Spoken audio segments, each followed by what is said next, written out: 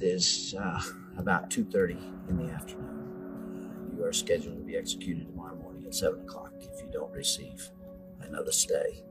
What is going through your mind? What thoughts have you had in these last few days? Well, I won't kid you to say that it's something that I feel that I am in control of or something that I've come to terms with, because I haven't. It's a moment-by-moment thing. Sometimes I feel very tranquil, and other times I don't feel tranquil at all.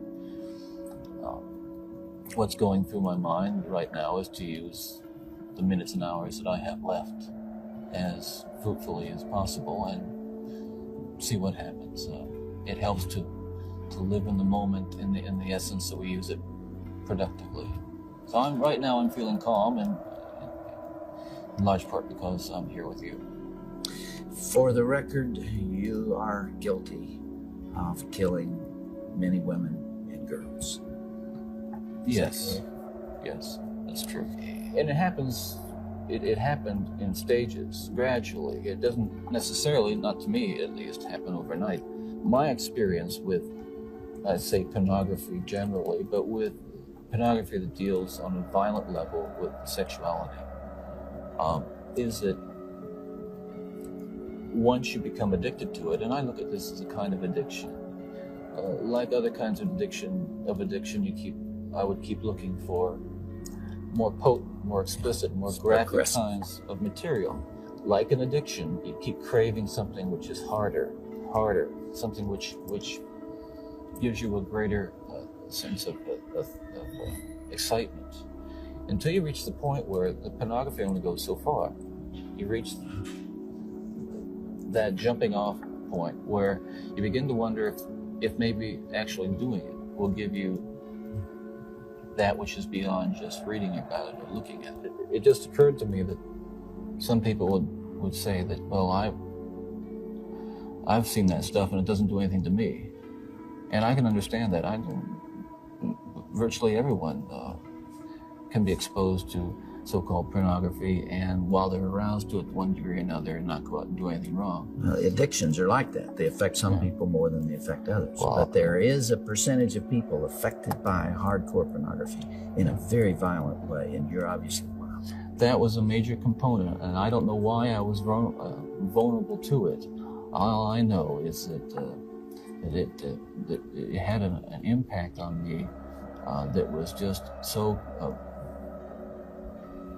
central to the development of the violent behavior that I engaged in.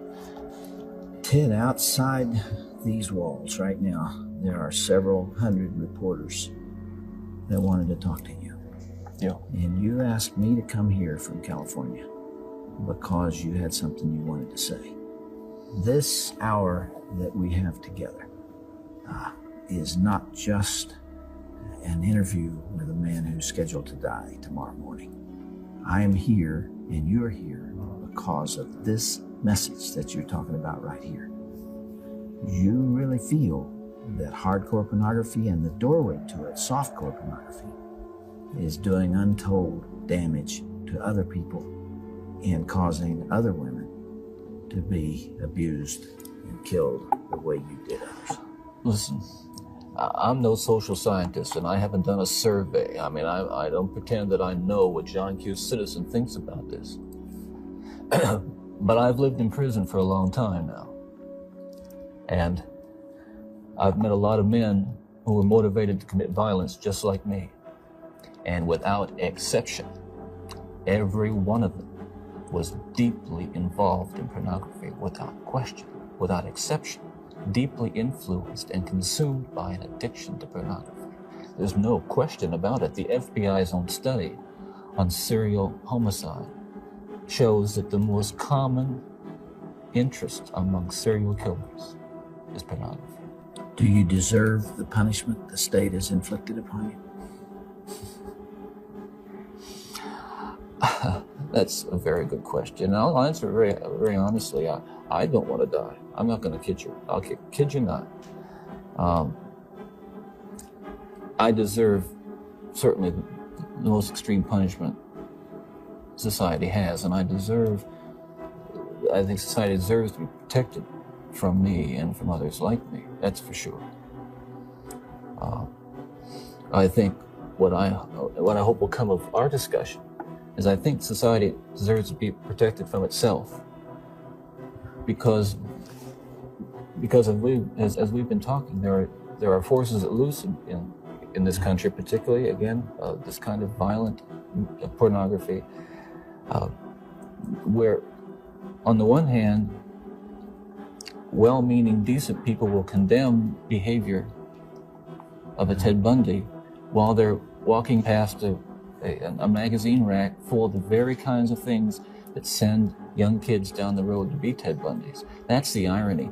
We're talking here not just about more. What I'm talking about is going beyond retribution, which is what people want with me. Going beyond retribution and punishment, because there is no way in the world that killing me is going to restore those beautiful children to their parents and correct and soothe the pain.